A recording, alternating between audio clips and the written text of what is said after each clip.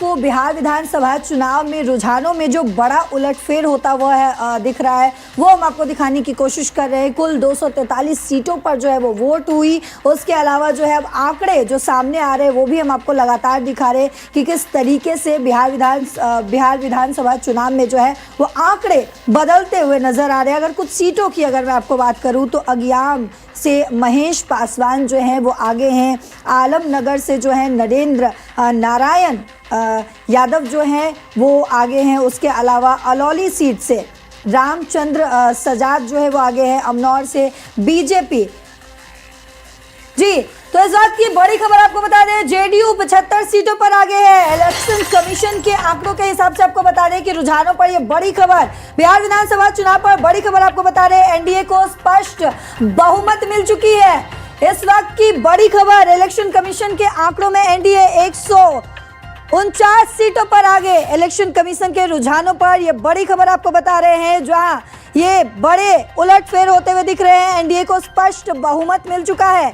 तो ये बड़ी खबर, इलेक्शन कमीशन के आंकड़ों में एनडीए को 149 सीटों पर जो है वो बढ़त बना रखा है। और इस वक्त की बड़ी खबर ये भी है, आपको बता दें कि एनडीए जिस तरीके से आगे जाता हुआ दिख रहा है और एनडीए 160 सीटों पर 149 सीटों पर आगे है। चुनावी रुझानों में एनडीए को प्रचंड बहुमत मिल गई है। रुझानों में एनडीए को 2/3 बहुमत मिल चुकी है।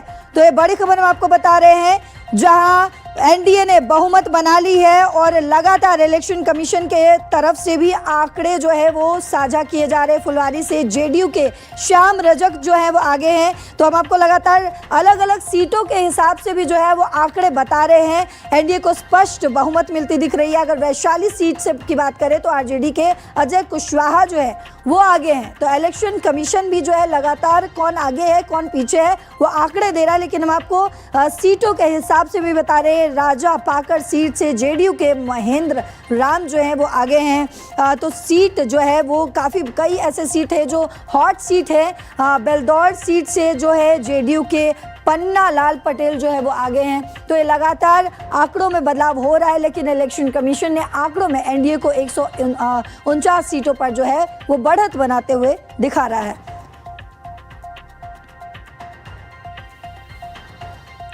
तो आपको बता दें कि बिहार विधानसभा चुनाव को लेकर 243 सीटों पर जो है एनडीए किस तरीके से बहुमत बना रहा है वो लगातार दिख रहा है। तेज प्रताप बुरी तरीके से पिछड़ते हुए दिख रहे हैं। तो ये भी बड़ी जानकारी है। महुआ से लगातार तेज प्रताप यादव जो है वो पीछे होते हुए दिख रहे हैं। उन्होंने अपने परिवार से कहीं ना कहीं जो है वो अलग होकर इस सीट से चुनाव लड़ा। उन्होंने अपनी अलग पार्टी भी बनाई, उन्होंने अपनी अलग पार्टी तैयार की। राघोपुर से तेजस्वी यादव जो है वो लगातार आगे हैं, लेकिन उनके भाई जो है वो पीछे हो गए। महुआ से तेज प्रताप यादव जो है लगातार पीछे है, लेकिन उनके शाख पर जो है वो लगातार सवाल उठ रहा है कि क्या परिवार से भी अलग हो जाएंगे, क्या पार्टी मतलब हार, चारों तरफ से क्या तेज प्रताप यादव को जो है वो हार मिलेगी।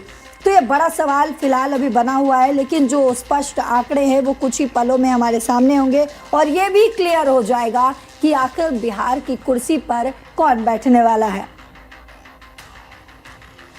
तो हमारे साथ सर जो है वो अभी न्यूज़ रूम में जुड़े हुए हैं, इनसे और भी तमाम सवाल जो है वो समझेंगे। तो सर क्या लग रहा है, ये जो आंकड़े बदलते हुए नजर आ रहे हैं, आप इसको कैसे देखते हैं? नहीं, जैसे जैसे जी ईवीएम की गिनती बढ़ती जाएगी वैसे आंकड़े बदलेंगे। बिल्कुल। और निश्चित तौर पर मुझे अभी भी उम्मीद है कि महागठबंधन की सरकार बनने जा रही है। ये शुरुआती रुझान है और शुरुआती रुझानों में ऐसा होता है। और जैसे जैसे गिनती आगे जाएगी निश्चित तौर पर महागठबंधन का टैली बढ़ेगी, ये मैं कहना चाह रहा हूँ। अच्छा, तो मतलब ये आपको विश्वास है कहीं ना कहीं कि महागठबंधन जो है वो बढ़त बनाएगी? निश्चित तौर पर विश्वास इसलिए है कि जिस तरीके का लोगों ने समर्थन दिया था, सहयोग दिया था, बढ़ चढ़ कर भाग लिया था रैलियों में और कार्यक्रमों में, उन्हीं के आधार पर मैं ये बात कहना चाह रहा हूँ और यही मेरा भरोसा है। सर तमाम चीज़ें तो ठीक है, लेकिन देखिए ना जिस तरीके से आंकड़े सामने आ रहे हैं, कहीं भी महागठबंधन जो है वो बहुत मुश्किल से जो है वो किसी सीट पर आ गया है। और अगर उसमें खासकर अगर हम कांग्रेस की बात करें तो कांग्रेस तो बहुत ज़्यादा पीछे है अभी तक के रुझानों के हिसाब से। नहीं, आप गलत बात कह रही हैं। पिछली बार कांग्रेस 19 जगह पे थी, 70 पे लड़ी थी। अब की बार 62 सीटों पे वो लड़े हैं, तो उसमें 11-12 में तो अभी भी आप दिखा रहे हैं आगे उनको। सर कई जब मैं खुद ग्राउंड पर मौजूद थी, मैंने खुद जो है बिहार को कवर किया है, तो लोगों से जब मैंने बातचीत की तो कई लोगों का ये भी कहना है कि कांग्रेस बिहार में सिर्फ आरजेडी की बी टीम बनकर रह गई है।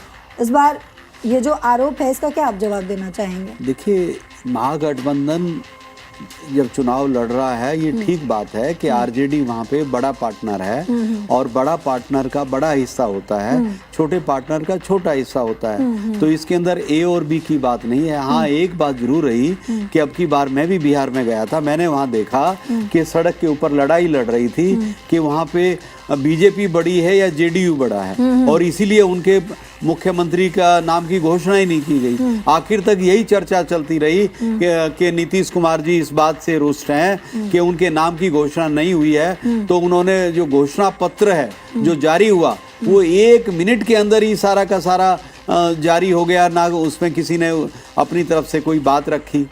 तो ये क्या दिखाता था? इसका मतलब ये था कोऑर्डिनेशन और कम्युनिकेशन में भारी कमी थी जहां तक एनडीए की बात है।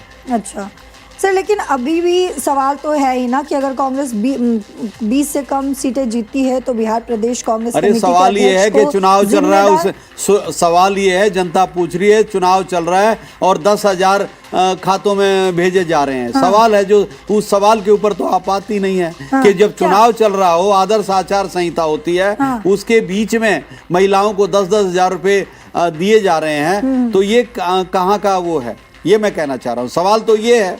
अच्छा, सवाल ये है तो सर महागठबंधन की तरफ से जो कल अभी बयान आया है, लालू यादव के जो साले हैं उनके तरफ से जो बयान आया वो भी आपने सुना होगा। ये तो बिल्कुल रिजल्ट से एक दिन पहले का, जो वो कह रहे हैं कि बांग्लादेश और नेपाल जैसे हालात हो जाएंगे बिहार के।